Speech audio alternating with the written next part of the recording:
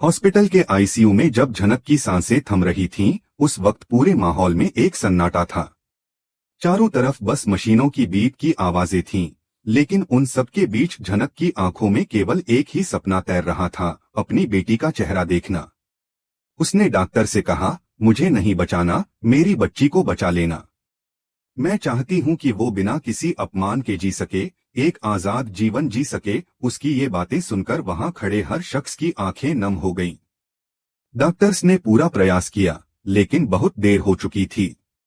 कनका और बुआ की साजिशों का ऐसा गहरा असर हुआ था कि झनक का शरीर अब जवाब दे चुका था। जब अनिरुद्ध अस्पताल पहुंचा और उसने झनक को देखा, तो उसका दिल पूरी तरह टूट चुका था। उसका गिल्ट, उसका पछतावा, उसकी बेचैनी, सब कुछ उसकी आंखों में साफ झलक रहा था। वो बार बार खुद से यही कह रहा था, मैं तुझे प्रोटेक्ट नहीं कर पाया झनक, मैं तेरे साथ नहीं था जब तुझे मेरी सबसे ज्यादा जरूरत थी। उसने कांपते हाथों से झनक के ठंडे हो चुके हाथों को पकड़ा और कहा, मैं तुमसे बहुत प्यार करता हूँ, मैं हमेशा करता रहूंगा। लेकिन झनक अब कुछ नहीं सुन सकती थी। उसकी आंखें बंद हो चुकी थीं और उसकी आत्मा एक नई सुबह के लिए निकल पड़ी थी। मिमी, जो अनिरुद्ध की बहन और झनक की सबसे प्यारी दोस्त थी, वह डिलीवरी रूम के बाहर डॉक्टर की बात सुनकर एकदम टूट गई। डॉक्टर ने जब सिर झुकाकर कहा, we could not save the mother but the baby is healthy, तो मिमी का रो रो कर बुरा हाल हो गया। उसने दीवार पर सिर पटकते हुए कहा, झनक तू कैसे जा सकती है? तूने तो कहा था हम तीनों मिलकर इस दुनिया से लड़ेंगे। तूने तो कहा था हम साथ होंगे हमेशा। उसका वो चीखना, उसका वो टूटना, पूरा अस्पताल उस दर्द को महसूस कर रहा था। कॉरिडोर में मिमी का रोना गूंजता रहा, झनक लौट आ, झनक प्लीज लौट आ। लेकिन लौटने का अब कोई रास्ता नहीं था।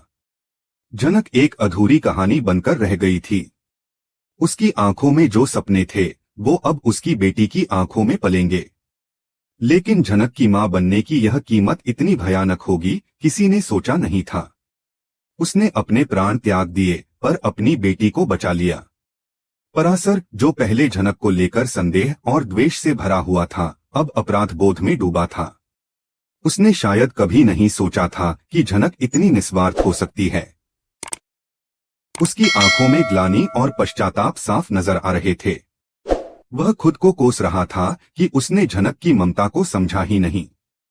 अब जब वो जा चुकी है, तब उसे एहसास हुआ कि उसने कितनी बड़ी गलती कर दी।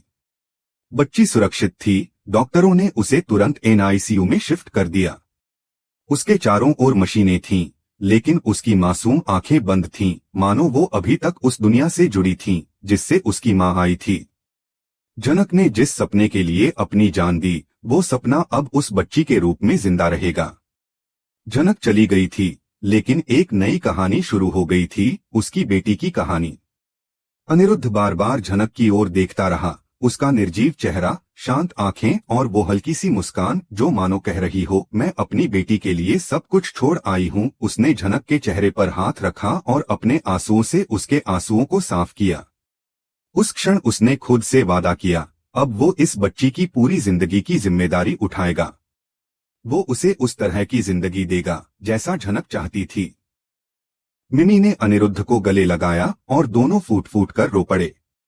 वे जानते थे कि अब उनकी जिंदगी वैसी नहीं रहेगी जैसी पहले थी। अब हर सुबह उस खालीपन के साथ शुरू होगी जिसे झनक छोड़ गई थी। लेकिन उस खालीपन में भी एक उम्मीद थी, झनक की बेटी।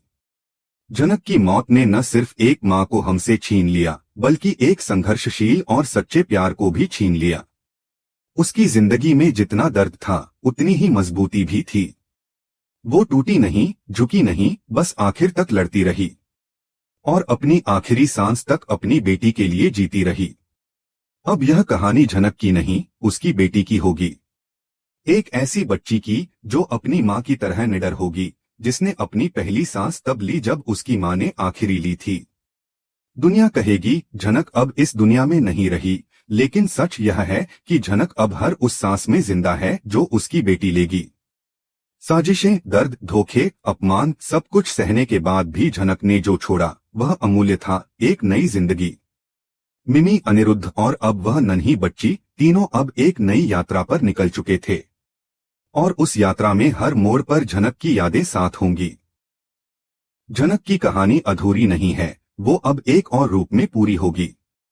उसकी आंखों का सपना अब उसकी बेटी की आंखों से देखा जाएगा, और शायद एक दिन वह बेटी जान पाएगी कि उसकी मां ने उसे बचाने के लिए क्या खोया।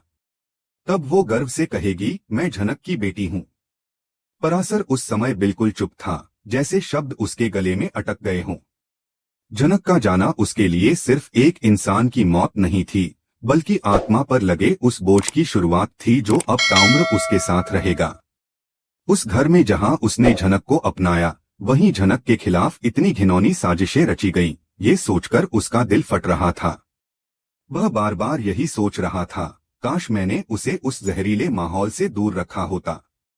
काश मैं उसकी ढाल बन पाता। जब वह झनक के पैरों के पास बैठा, उसके दिल की आवाज जुबां पर आ गई, झनक, तुमने मुझे अपनी बेटी दी है। मैं उसे अपनी जान से भी ज्यादा प्यार करूंगा। ये मेरा वादा है। मैं तुम्हारे साथ किए गए अन्याय का जिम्मेदार हूं। मेरे घर वालों ने जो किया, मैं उस शर्मनाक हरकत का हिस्सा बन गया। माफ कर दो मुझे। उधर मिमी की गोद में जब डॉक्टर ने उस गुलाबी सी छोटी सी जान को रखा, जो जोर जोर से रो रही थी, तो पूरे वार्ड में मानो एक नई रोशनी फैल गई। डॉक्टर की आंखों में भी नमी थी, लेकिन उस नन्ही जान में एक नई उम्मीद की चमक थी। उसका कोई नाम नहीं था, लेकिन वह झनक की एक झलक उसकी परछाई थी। मिमी ने उसे सीने से लगाकर कहा, तेरी माँ बहुत हिम्मत वाली थी, और तू भी उसी की तरह बहादुर बनेगी। उसकी आवाज कांप रही थी, लेकिन उसके हाथों की पकड़ मजबूत थी। उस बच्ची को अब एक नहीं, कई लोगों की जरूरत थी, जो उसे न केवल पालें, बल्कि उसे यह एहसास भी दिलाएं कि वह अकेली नहीं है। अनिरुद्ध थोड़ी दूरी पर खड़ा था। उसकी आंखों में आंसू थे, लेकिन उनमें अफसोस, प्रेम और एक अधूरी जिम्मेदारी का एहसास था। वह बस उस बच्ची को निहारता रहा, जैसे उसकी मां के अक्स को ढूंढ रहा हो। तभी पराशर ने आगे बढ़कर उस बच्ची के माथे पर झनक की एक छोटी सी बिंदी चिपका दी। उसकी आंखें नम थीं, लेकिन उसकी आवाज में दृढ़ता थी। तू सिर्फ एक बच्ची नहीं है, उसने कहा, तू एक अधूरी कहानी है, जिसे अब पूरा किया जाना है। तू अपनी मां की निशानी है, और उसकी आत्मा अब तुझ में सांस लेगी। क्रियाक्रम की तैयारियां हो चुकी थीं। लोग धीरे धीरे वहां पहुंचने लगे। मिमी, अनिरुद्ध और पराशर तीनों अब झनक के अंतिम सफर में उसके साथ थे। फूलों से ढकी उसकी चिता के पास खड़े होकर सबने एक ही भावना साझा की, झनक चली गई, लेकिन उसका अंश, उसकी आत्मा अब एक नन्ही बच्ची में जीवित रहेगी। सबकी आंखें नम थीं, पर उस बच्ची की मौजूदगी ने मानो उस गहरे दुहक के बीच एक नन्हा सा उजाला फैला दिया था। अब सवाल उठने लगे थे, क्या पराशर और मिमी मिलकर उस बच्ची की परवरिश करेंगे? क्या अनिरुद्ध, जो उस बच्ची का बायोलॉजिकल फादर है, उसे अपनाएगा? क्या वह अपनी गलतियों को सुधारकर अपनी बेटी के लिए एक नई शुरुआत करेगा? और क्या पराशर, जो अब खुद को गुनहगार मानता है, अनिरुद्ध को वह बच्ची सौंपेगा या खुद उसे पालने का निर्णय करेगा? लीप के बाद की कहानी में कई सवालों के जवाब मिलने बाकी हैं। क्या अर्शी, जिसे अब तक सिर्फ झनक से जलन रही, अब इस पूरे घटनाक्रम को समझ पाएगी? क्या वह अनिरुद्ध के गम को समझेगी और उस बच्ची को अपनाएगी जो अब अनिरुद्ध की पूरी दुनिया है? या फिर वह अपनी ईर्ष्या और असुरक्षा के चलते और जहर उगलेगी? इस बच्ची का आना एक नई कहानी की शुरुआत है। एक मां चली गई, लेकिन उसकी बेटी ने इस दुनिया में कदम रखा। एक जिंदगी खत्म हुई, लेकिन एक नई जिंदगी की शुरुआत हुई है, और यही जीवन की विडंबना है। अब सबकी नजरें आने वाले समय पर हैं। क्या वह बच्ची अपनी मां की तरह निडर और सच्ची बनेगी? क्या वह झनक की तरह समाज की बेड़ियों को तोड़कर खुद की पहचान बनाएगी? स्टार प्लस के इस सुपरहिट शो झनक में अब एक नया मोड़ आने वाला है। बहुत जल्द एक लीप दिखाया जाएगा, जिसमें यह बच्ची थोड़ी बड़ी होगी और हमें उसकी कहानी देखने को मिलेगी। मिमी, जो अब तक एक दोस्त और बहन की भूमिका में थी, क्या वह मां का किरदार निभाएगी? क्या पराशर अपनी जिम्मेदारियों से पीछे नहीं हटेगा?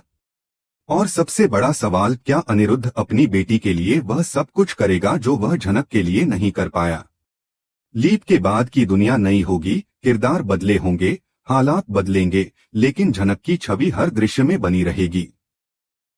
वह बच्ची जो झनक की आखिरी निशानी है, अब अपने रास्ते खुद बनाएगी। शायद एक दिन वह खुद यह जानेगी कि उसकी मां ने उसके लिए क्या खोया था। और तब वह गर्व से कहेगी, मैं झनक की बेटी हूं। मैं उसकी अधूरी कहानी पूरी करने आई हूं। तो दोस्तों, जुड़े रहिए, क्योंकि अब शुरू होने जा रही है उस बच्ची की कहानी जो न सिर्फ एक मां की विरासत है, बल्कि हर उस औरत की ताकत है जिसने मुश्किलों के आगे झुकना नहीं सीखा। झनक अब नहीं रही, लेकिन उसकी बेटी में उसकी रूह जिंदा है। और यही है असली विरासत,